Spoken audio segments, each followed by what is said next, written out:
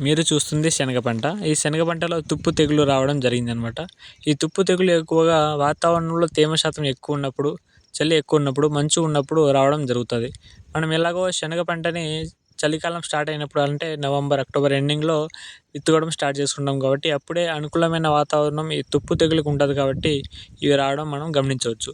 ఇవి రావడానికి 2 కారణాలుంటాయి. ఒకటి ఆల్రెడీ మన పాత పంట ఏసింటాం. ఆ పాత పంటలో ఉండే తుప్పు, తెగులు మన పక్కన ఉన్న పొలంలో గానీ, లేకపోతే పక్కన పిచ్చి మొక్కలు ఉంటే వాటి మీద గానీ ఉండిపోతాయనమాట. మళ్ళా మనం కొత్త పంట ఏసినప్పుడు మళ్ళీ అవి మన పంట మీద వస్తాయి. కాబట్టి మనం పొలం రెడీ చేసుకున్నప్పుడే మన చుట్టుపక్కల ఏమేమి మొక్కలు ఉంటాయో పిచ్చి మొక్కలన్నీ తీసేసి క్లీన్ చేసుకోవాలి.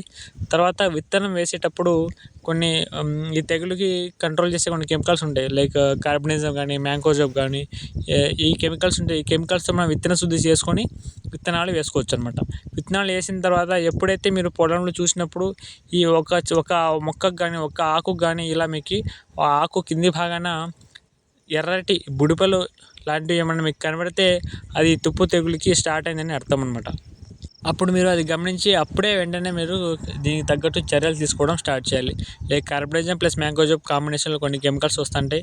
ఆ కెమికల్స్ మీరు పంటని స్ప్రే చేసుకుంటే చాలా బాగా కంట్రోల్ చేసుకోవచ్చనమాట. అలాగే ఇప్పుడు మీరు వీడియోలో చూస్తున్నట్టు ఎక్కువ డ్యామేజ్ అయిన తర్వాత మొత్తం పొలం మొత్తం అయిపోయిన తర్వాత కంట్రోల్ చేస్తామంటే చాలా కష్టమైపోతది. కాబట్టి మీరు స్టార్టింగ్ స్టేజ్‌లోనే అవి కంట్రోల్ చేసుకుంటే అంటే ఎప్పుడైతే పొలంలో మీరు పోయినప్పుడు ఒక చెట్టు గానీ, 2 చెట్లు గానీ కనబడతాయో అప్పుడు మీరు కంట్రోల్ దానికి స్టార్ట్ చేస్తే మీకు చాలా త్వరగా కంట్రోల్ అయ్యేకి ఛాన్సెస్ ఉంటాయన్నమాట.